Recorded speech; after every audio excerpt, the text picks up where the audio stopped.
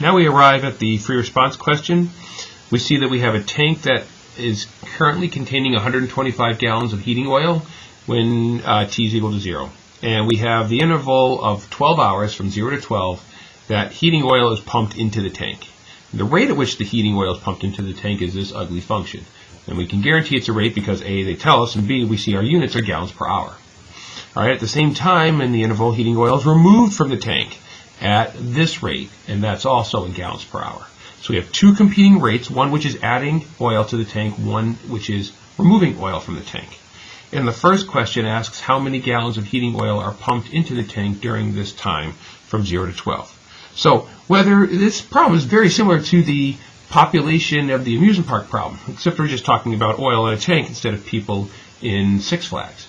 All right, how many gallons of oil are pumped in? Well, that is a total amount of gallons, which means that we are looking at a definite integral. All right, our bounds are 0 to 12, and we're interested in the pumped into the tank. Pumped into the tank is this rate right here, which is h of t. So we're interested in the integral from 0 to 12 of h of t dt. So let's go to our graphing calculator and figure out what this is going to be. So I'm going to bring that in.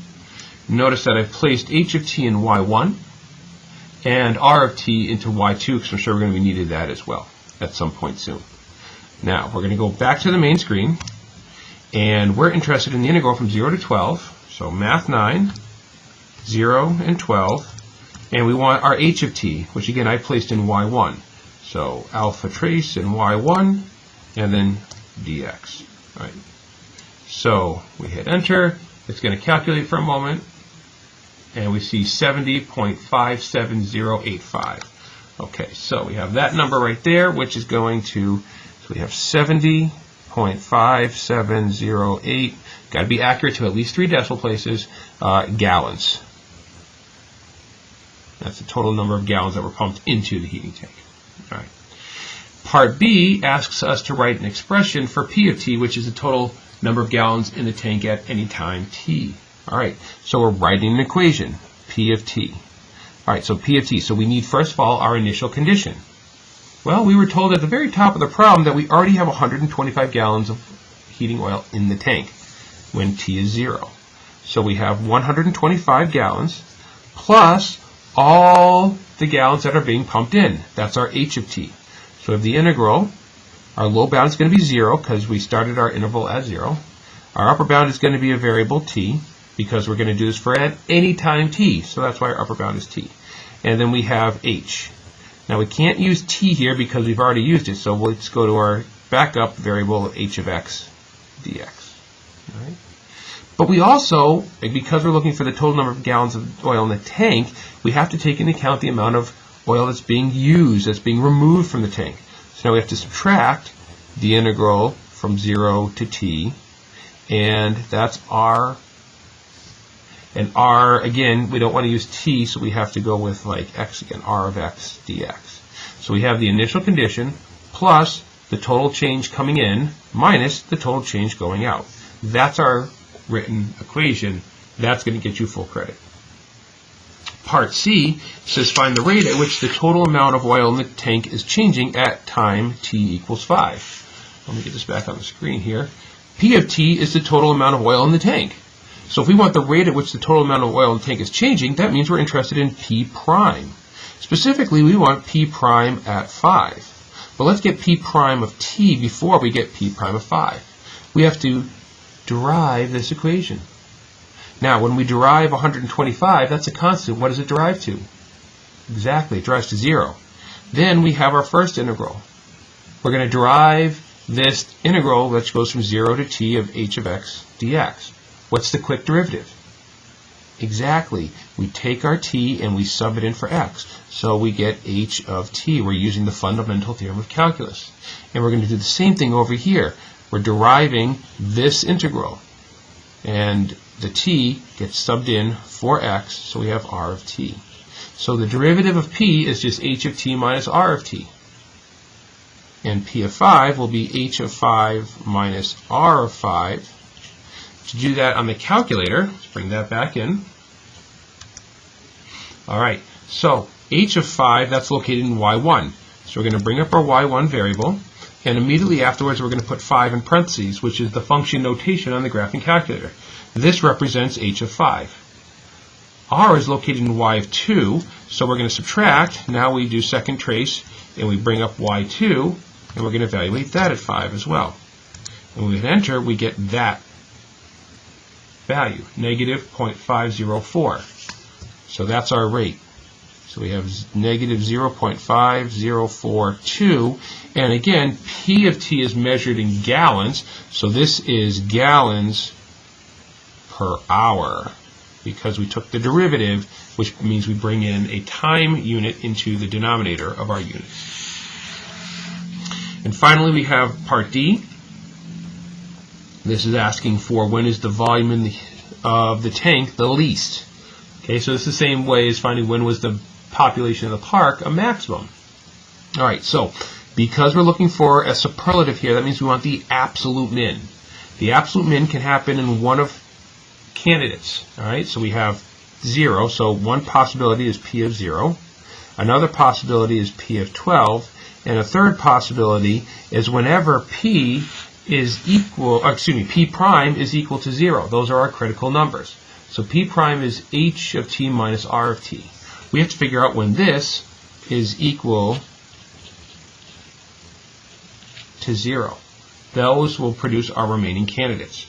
So we're going to go back to our graphing calculator.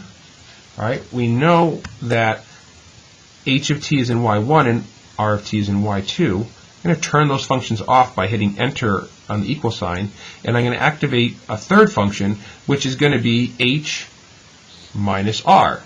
H is y1, so we're going to do y1, minus r, which is y2, so we're going to do minus y2, and now we have our P prime located right there in y3.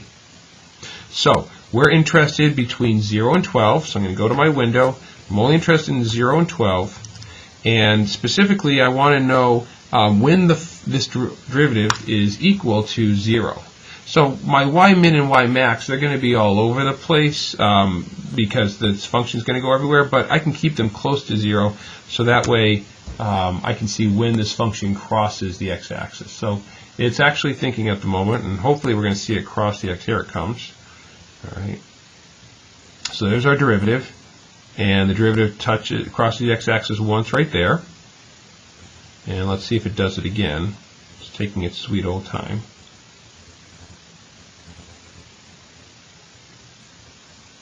There it comes back up. We see it crosses the second time. So we have two critical numbers. Now, this critical number right here, the derivative goes from positive to negative. That means that we have a relative max. This part right here, the derivative goes from negative to positive, which we know is a relative min. So we actually can ignore this candidate, because how can we have the least amount of fuel in the tank when there's a maximum amount of fuel in the tank?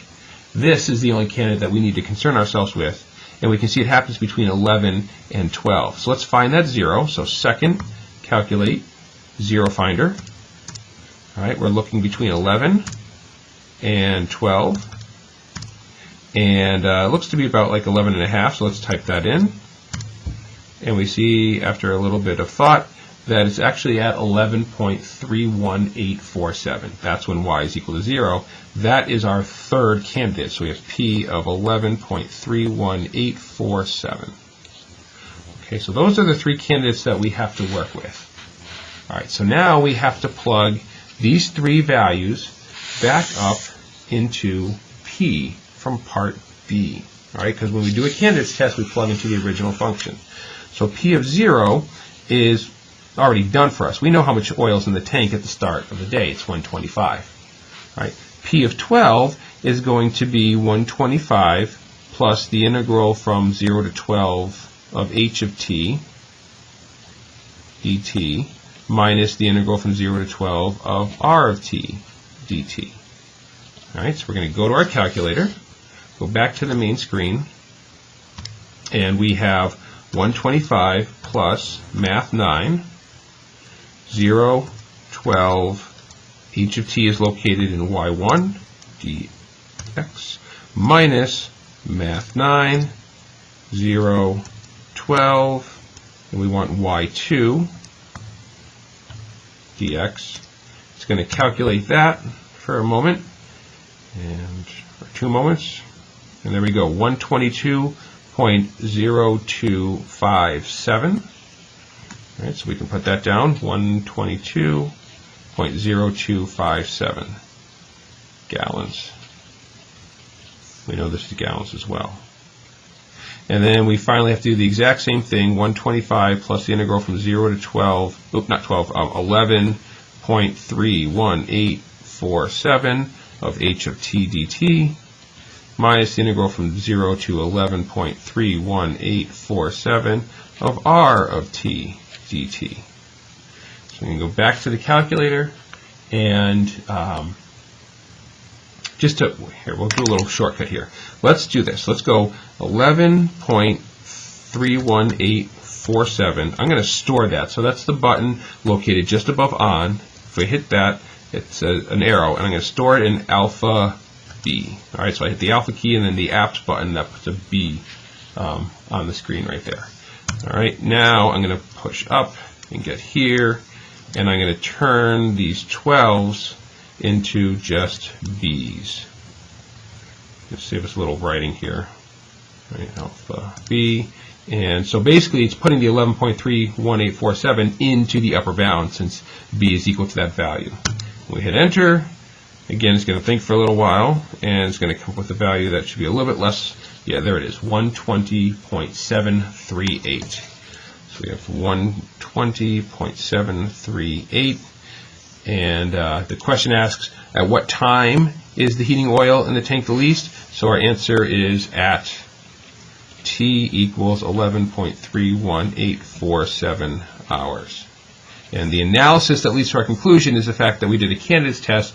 We checked out the 2 bounds, and then we also checked out where there was a relative min.